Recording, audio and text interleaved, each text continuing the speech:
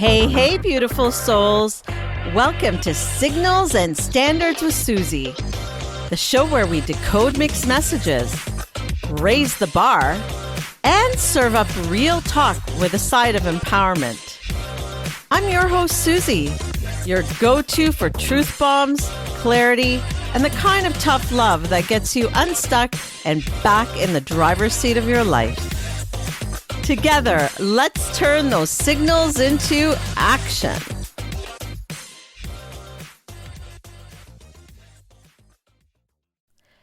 Hello, beautiful souls. I'm Suzie, your empowerment coach, and you're tuned into Signals and Standards.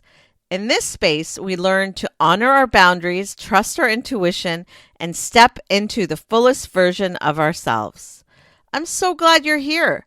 Whether you're a first-time listener or part of our growing community that keeps showing up week after week. This show is about you, your growth, and those aha moments that remind you that you are not alone on this journey. We're in this together.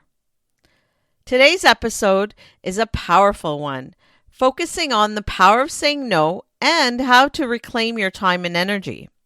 We touched on this during the people-pleasing episode, but it really needs its own focus because it's so impactful in our life. I know for so many of us, saying no doesn't come easy. It can feel uncomfortable, even guilt-ridden at times. I certainly know that from personal experience. But here's the truth. Every no you say to the things that drain you is actually a yes to your peace, your energy, and your freedom. Not easy, I know. That's what we'll unpack today. We're going to get real, have some fun, and open our eyes to what it really looks like to protect our time and well-being without all the fluff. Because here, it's about empowerment that feels good, empowerment that makes sense, and is totally doable in your real everyday life. So, let's dive in. Let's be honest. No may be a tiny word, but don't let its size fool you. It carries enormous weight. For many of us, it's tangled up in guilt, fear of disappointing someone, or even worry about being seen as cold or even selfish. That little word can feel like a heavy burden, depending on how we approach it, of course. But here's the truth.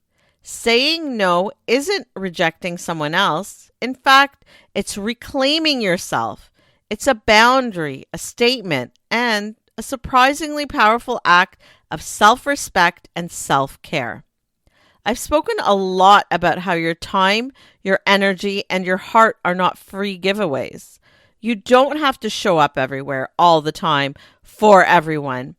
And yet, so many of us do, even if we don't want to, or even if we know that we shouldn't. Maybe you're the person who says yes to every friend's favor, every family obligation, or even every request at work, even when it drains you.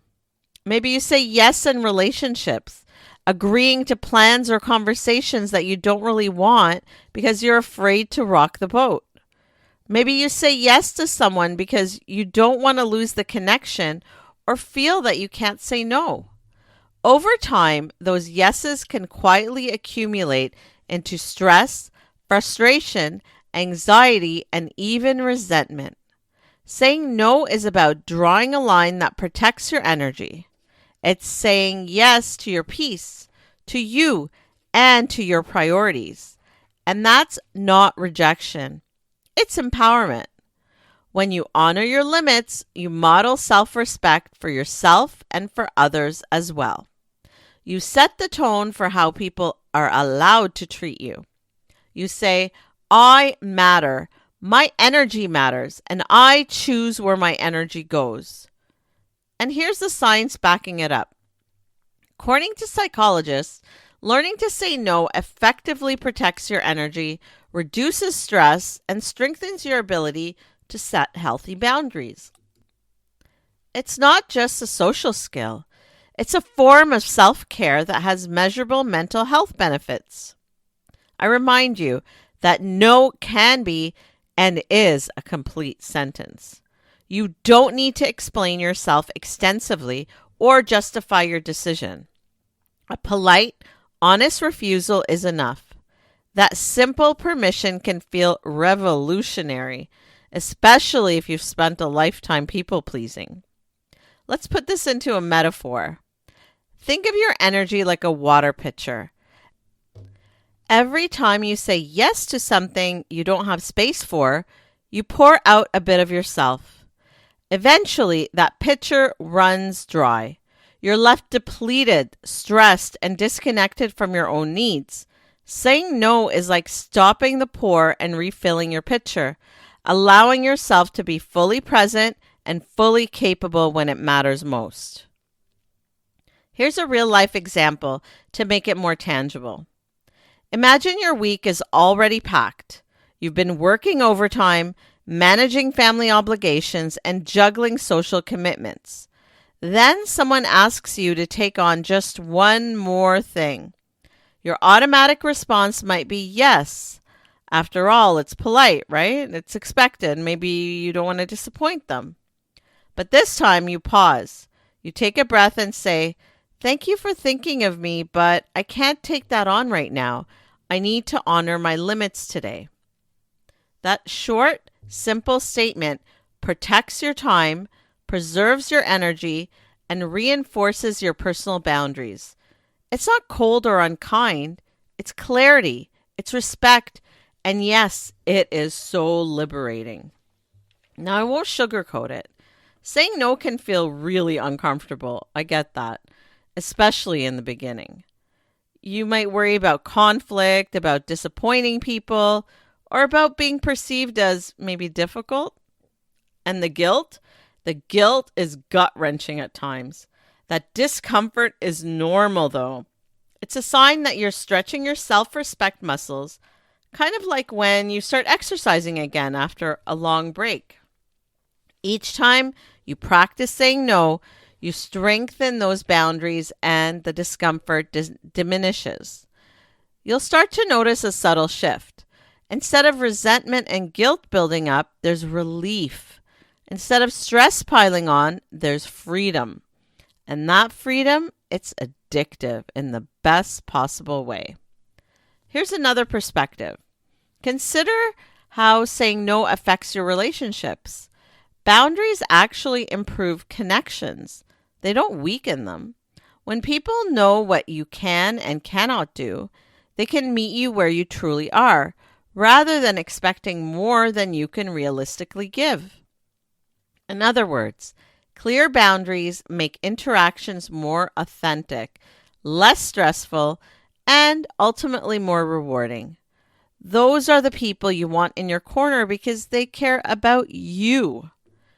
Sometimes the most challenging part of saying no, though, isn't the no itself. It's the internal noise that builds up around it. As psychologists have written, we often live under the influence of our inner pleaser, that part of us conditioned to put other needs first out of fear of judgment, rejection, or disappointing people. Because of that, even small refusals can feel like major betrayals. Guilt, anticipated conflict, or the fear of losing connection can really paralyze us. One helpful idea is to treat resentment not as something to suppress, but as a signal, an internal alarm telling us we've ignored our own limits for too long. At the same time, we are reminded that saying no isn't just about protecting ourselves, it's about preserving authenticity, prioritizing what truly matters, and cultivating relationships built on mutual respect. Some tools psychologists suggest are noticing hesitation. You can practice assertiveness, using I statements, and offering alternatives to help us decline without guilt. This allows us to see that no becomes more than a refusal. It becomes an act of caring for ourselves. The challenge lies not only in finding the words, but in building the internal trust to use them. even in situations where saying yes feels easier or more expected. Today, look at one area in your life where you habitually say yes, something small but draining. Could be a work task, a social obligation, or even a text you feel compelled to answer immediately. Now craft a simple, kind no statement. Try one of these. I really appreciate you thinking of me, but I can't commit right now. That's not something I can take on at the moment. I need to honor my limits today. I hope you understand. Then notice the subtle changes, the relief in your body, the shift in your energy, the new respect you cultivate for yourself. You might even find that people respond with understanding because they respect your clarity. Every time you practice this, you are reinforcing a powerful truth. Your energy matters. Your limits matter, and you get to choose how to spend them. You see, saying no isn't just a mindset shift. It's a matter of mental, emotional, and physical health. When you constantly override your limits, your body keeps the score. Your nervous system stays on high alert, your cortisol spikes, and your energy drains because you're living in a constant state of performing instead of being. That's not sustainable. That's survival mode. Dr. Gabor Maté, in his powerful book, When the Body Says No, talks about how constantly ignoring your own needs or silencing your emotions can literally make you sick. He found that people who struggle to say no, especially those who take care of everyone else first, often develop stress-related illnesses. Why? Because their body becomes the one that finally says no when their mouth won't. The constant overextension, the emotional suppression, the fear of disappointing others, it doesn't just disappear. It builds up in your nervous system, your immune response, your hormones. Over time, it takes a toll and manifests in some physical way like a disability or illness. Dr. Maté calls this a disease of pleasing, a pattern that quietly eats away at your well-being. He found that many people who always put others first often pay for it later in the form of burnout, autoimmune issues, or emotional fatigue. It's really your body's way of saying, enough is enough. And in the same vein, Dr. Bessel van der Kolk explains in The Body Keeps the Score that your body remembers what your mind tries to push away. Every time you swallow your truth to keep the peace, your body stores that tension. It shows up as exhaustion, anxiety, even chronic pain or insomnia. You can't self-care your way out of a life that's constantly draining you. And as Dr. Van der Kolk reminds us, your body holds those unspoken no's like weights. They show up in your shoulders and your stomach, in the tightness you feel when you say yes, but you mean no. Every time you abandon your truth to avoid conflict, your body registers that as a betrayal. The real healing starts when you give yourself permission to stop performing, stop people-pleasing, and start protecting your peace. I highly recommend these two books if you're looking for a good read that talks about the impact your mental health has on your physical health. It's super interesting. So think of saying no as a life preserver. It keeps you from drowning in everyone else's expectations. It's what allows you to float, to breathe, to come back to yourself. And every no you speak is integrity, and it's a yes to peace, to balance, and alignment. It's not rejection, it's protection. Here's a reflection to sit with. Where in your life have you been saying yes where your soul is screaming no? And what might change if you finally listened? Take that in for a moment, because your boundaries aren't walls. They're your oxygen. Protecting your energy isn't selfish, it's sacred. And learning to say no with confidence is one of the most powerful forms of self-love there is. Finally, let's put this all together in a simple, repeatable idea.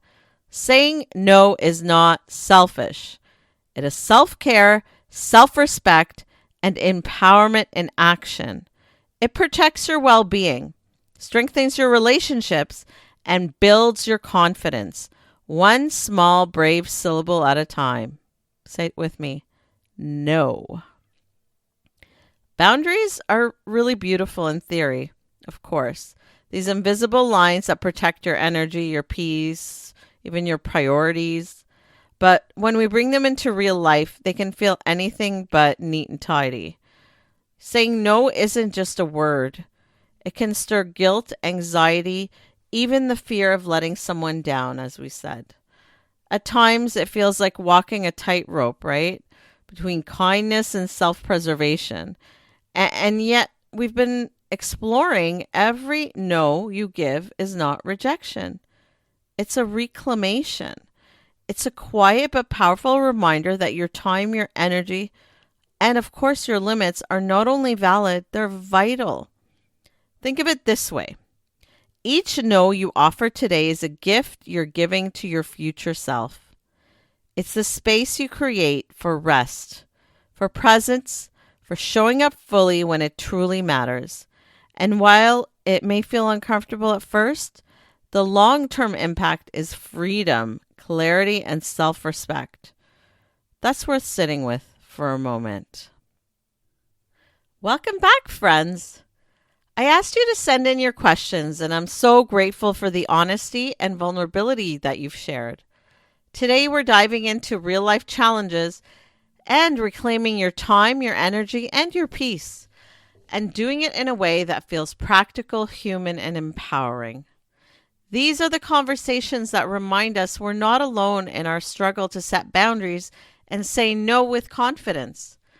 And remember, you're always welcome to send me your questions and stories anytime at powercoachsuzie.com because your voice and your journey matter here.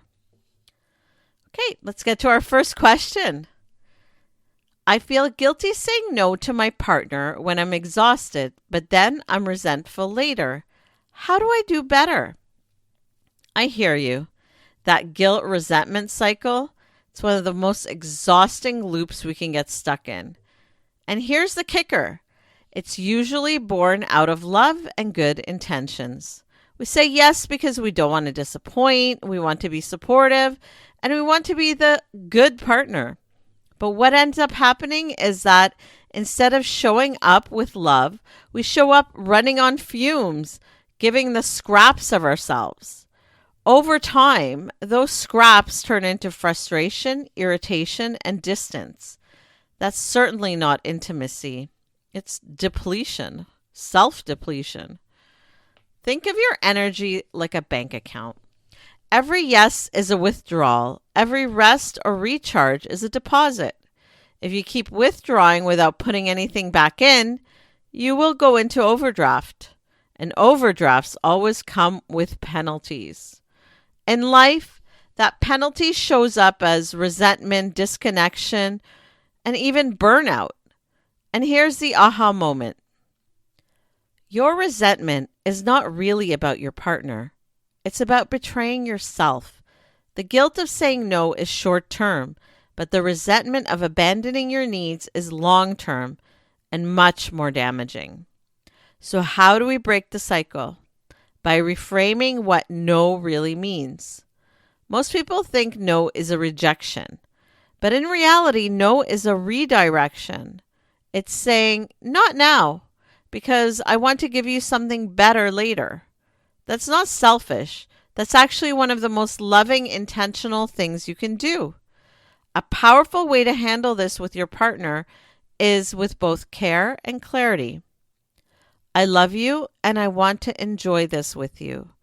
Right now, I need to rest so I can show up fully. Can we plan for another time? Notice what's happening there. You're affirming love, you're being transparent about your needs, and you're inviting connection on better terms. That kind of honesty doesn't weaken a relationship.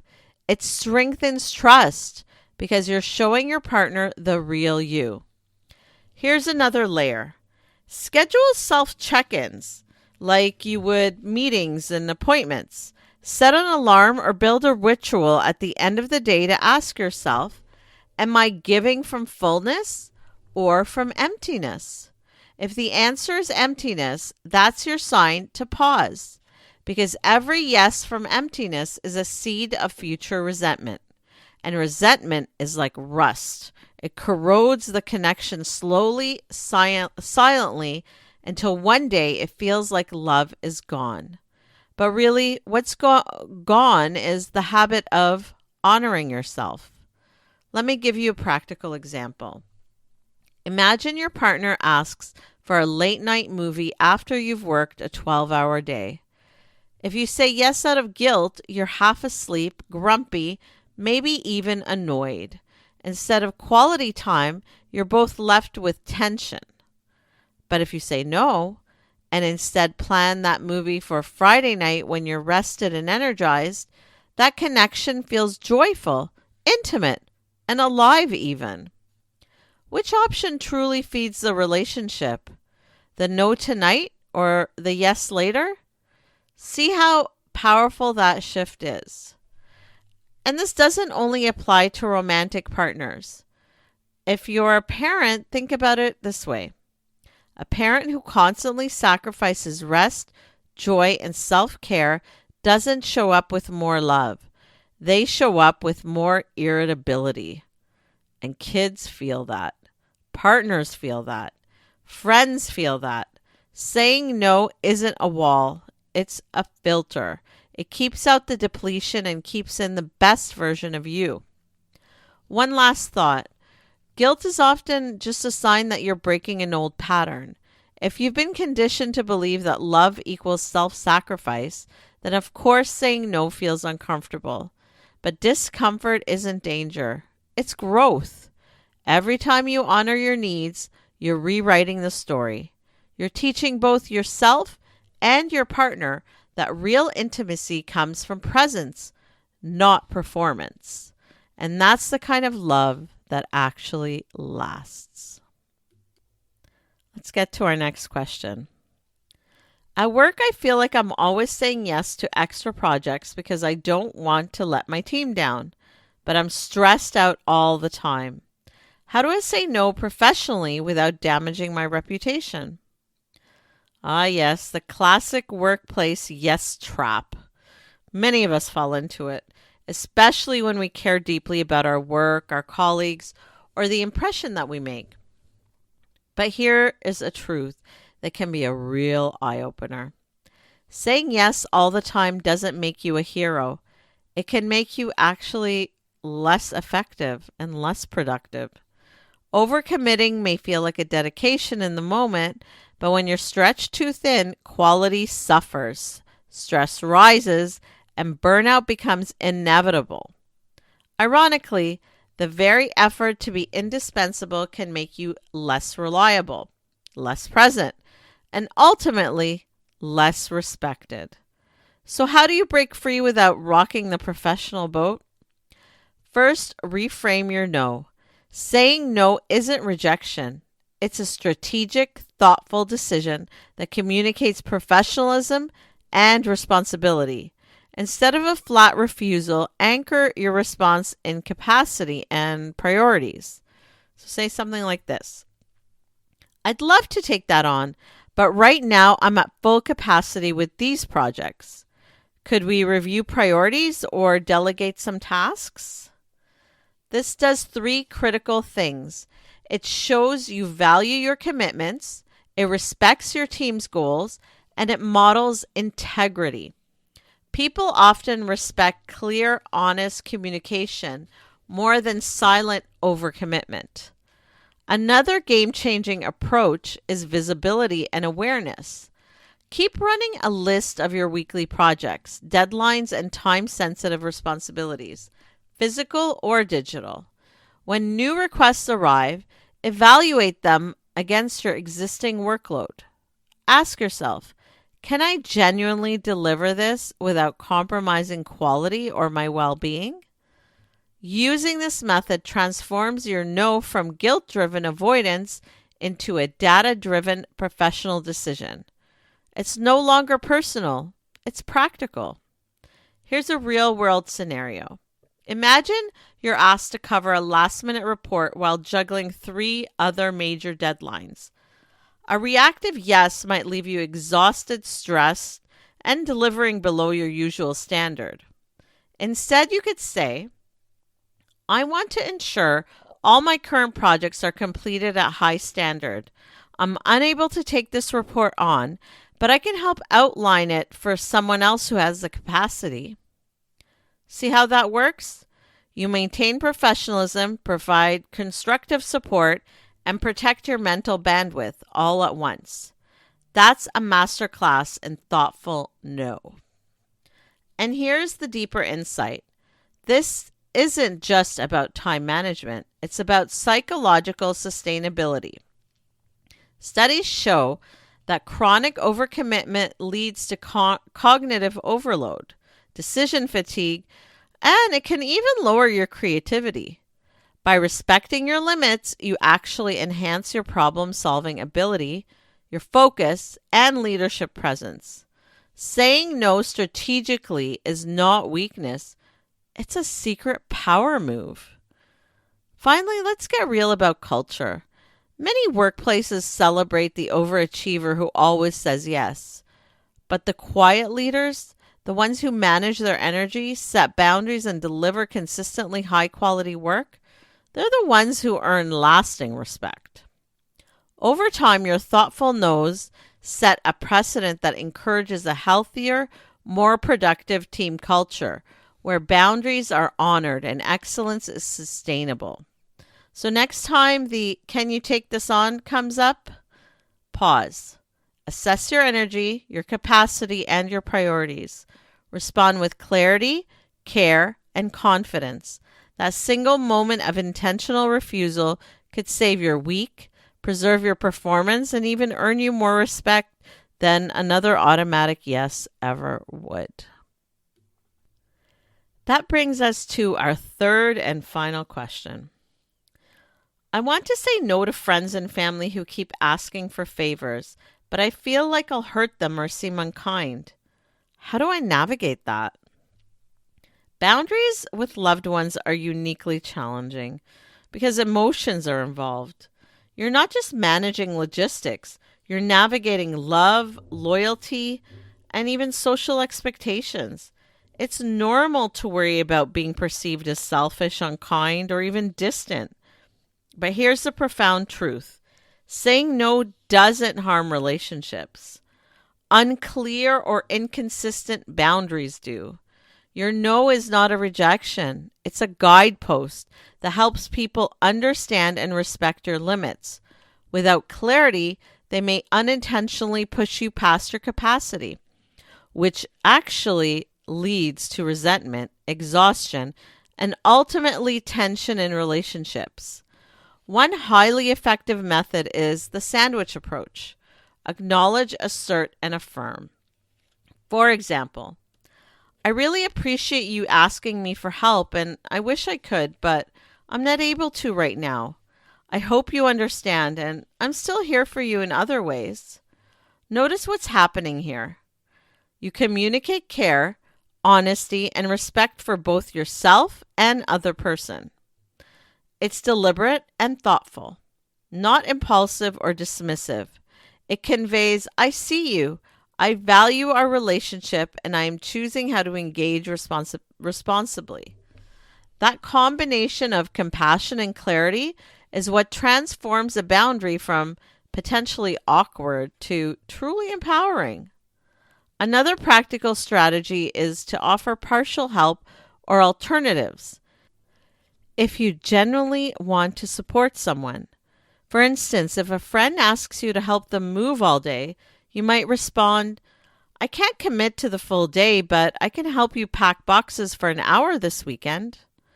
You're still showing up, still contributing, but on your terms. This preserves your energy while teaching others how to anticipate and respect your limits. It's a win-win. You remain connected without burning out. Here's an important insight. Fear of hurting others often keeps us from saying no. But in reality, consistent, clear boundaries enhance relationships. They reduce resentment. They foster mutual respect, and they cultivate more authentic and sustainable connections. Over time, people will start to understand your patterns. They learn what you can offer and when you can offer it, and your interactions become calmer, more intentional, and richer in quality. Here's the most crucial takeaway here. Saying no doesn't make you unkind. It makes you human. It's an act of self-respect that protects your energy and your well-being. The more you practice it, the more natural it becomes. Every thoughtful refusal strengthens your confidence, it clarifies your priorities, and it models healthy behavior. Every boundary you honor teaches your loved ones how to treat you and ultimately improves the quality of your relationships. Let me leave you with this reflection. The next time you hesitate to say no, pause and ask yourself, am I showing up fully or half-heartedly? Am I giving from abundance or from emptiness? Often that pause is all it takes to realize that saying no in that moment is not just okay, it's essential. Thank you for staying with me, friends. I love these questions because they remind us that boundaries and saying no aren't just abstract ideas. They're daily, real-life challenges. Whether it's with a partner, at work, or with friends, and with family, we all face moments where instincts to please, to be helpful, or to avoid conflict clash with our need for rest, clarity, and presence.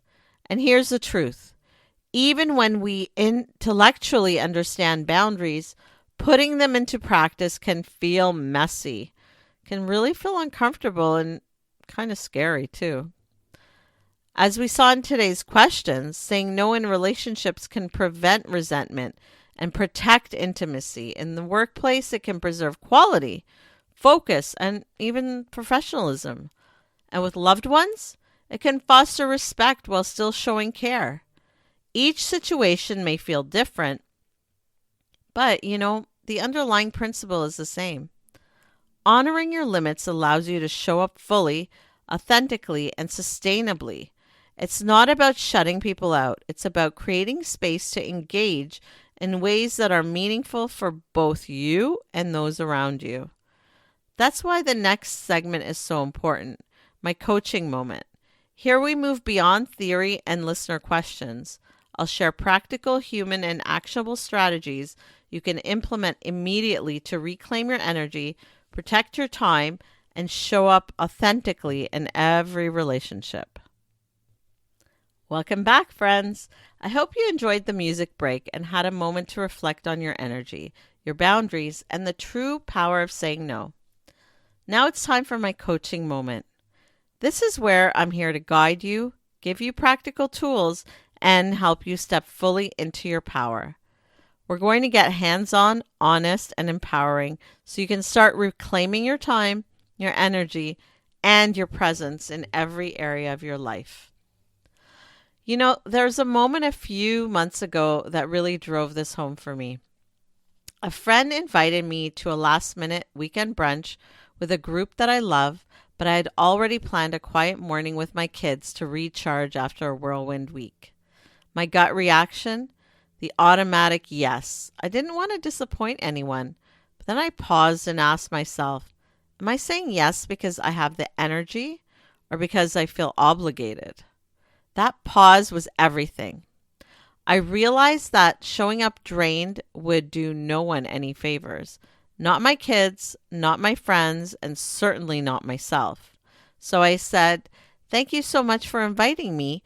I really need some quiet time this weekend, but I'd love to catch up one-on-one soon. And you know what happened? My friend completely understood, and we later planned a coffee date where I could truly be present and engaged. That one no didn't harm the friendship. It strengthened it. It reminded me that honoring your own needs actually creates space for more meaningful and authentic connections. Here's the truth I want you to take with you today. Saying no isn't just about the words, it's about mindset, intention, and energy. Boundaries are like invisible fences protecting your well being, but like any fence, they need care, attention, and practice. Let's break it down step by step so you can start reclaiming your time and energy today. Step number 1, a mindset shift. Before you speak, remind yourself saying no is not selfish. Various psychological studies show that boundary setting reduces stress, prevents resentment, and strengthens relationships. Think of it as a deposit into your energy bank. Each authentic no is a small investment in your health, your presence, and your ability to show up fully when it matters most. Step 2, prepare your no toolkit. Practice what makes perfect. Having a few go-to phrases helps you say no confidently without guilt. Say things like, I'd love to help, but I'm at capacity right now. Can we revisit this another time? Or, I really appreciate the invite, but I need to focus on my priorities right now. Or even, I can't commit to that, but I hope it goes well and I'm happy to support in another way. Notice how these phrases communicate care and honesty while protecting your own energy. They allow you to show up authentically without over-explaining or apologizing unnecessarily. Step number 3, context matters. Think of your personal life. Whether it's a partner, friend, or family member, your energy is the most important currency that you have. Instead of defaulting to a yes when you're drained, try, I want to be fully present with you, and right now I need some rest. Can we connect later? Or for social events, you could say, thank you for inviting me. I need some quiet time this weekend, but I'd love to catch up another day. Step number 4, in your professional life, here's some context. Work can feel trickier, but overcommitting diminishes your focus and performance. Link your no to capacity and priorities. So you could say something like, I'd love to take this on, but I'm currently managing XYZ projects. Can we prioritize, or can someone else assist? This communicates professionalism, collaboration, and honesty, all while protecting your energy and preventing burnout. Step number 5, practice. Practice with micro boundaries. Start small. Say no to minor requests, skip extra emails after hours, or politely decline low-priority social obligations. Each micro boundary builds confidence, strengthens your no muscle, and reinforces that your energy is valuable. Step number 6, reflect and reinforce. So after asserting a boundary, pause and reflect. How did it feel to honor your needs? Did it prevent stress, resentment, or exhaustion? What could you adjust next time to make your boundary even stronger or kinder or feel a little bit better? Every time you say no intentionally, acknowledge it as a win. Boundaries aren't walls. They're a declaration that your time, energy, and presence matter. And when you practice consistently, saying no becomes natural, empowering, and life-changing. Remember, every time you honor your limits, you're not just protecting yourself. You're also modeling how others should treat you, cultivating deeper connections, creating a life that feels intentional and full. Wow, friends, what a journey today. We've really dug into the power of a single word, no. We explored why it can feel uncomfortable, messy, or even scary, and why guilt, fear, and obligation often creep in.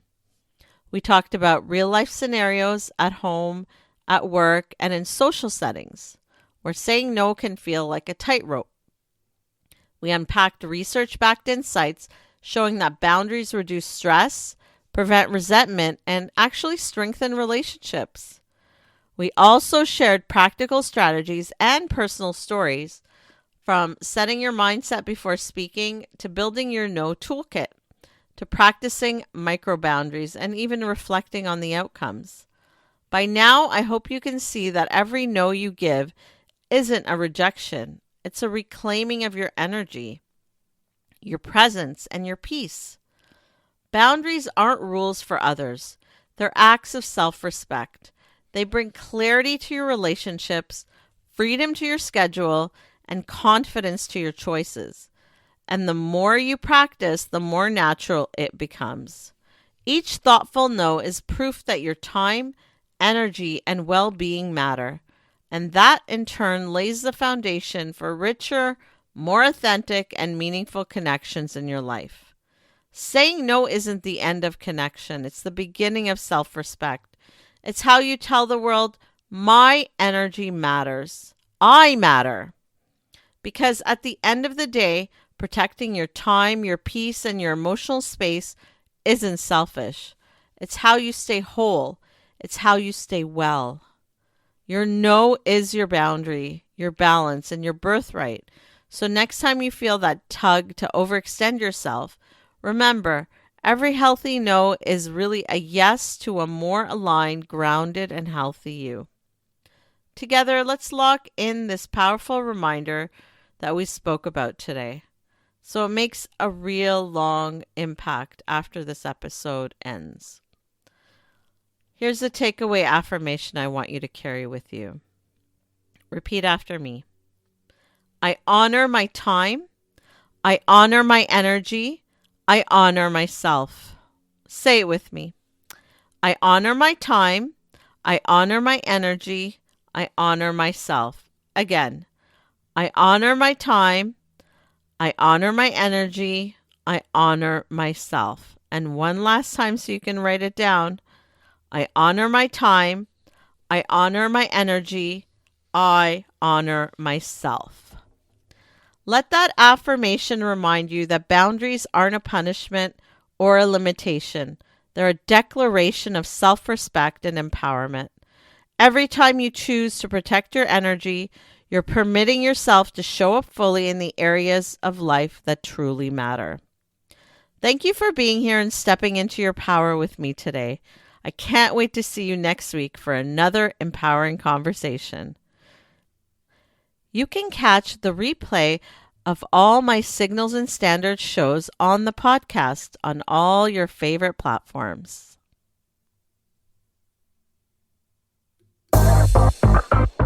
For daily inspiration and practical advice, find me on social media at Power Coach Suzie. Got questions or ideas for the show? Head to powercoachsuzie.com where you can connect with me, explore the blog, or learn more about what I do. This is Suzie signing off. Until next time, keep reading the signals and never, ever lower your standards.